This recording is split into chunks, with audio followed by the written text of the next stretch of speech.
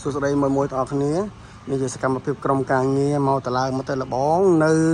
บริเวณหัวทองสมัยบางประจำเชียร์สตาร์โปบาร์ที่จะนำจับอารมณ์อาจจะต่อมาตามในโทรศัพท์ก็ตามเทเลกราฟกับบ้านออกคนจานเฮง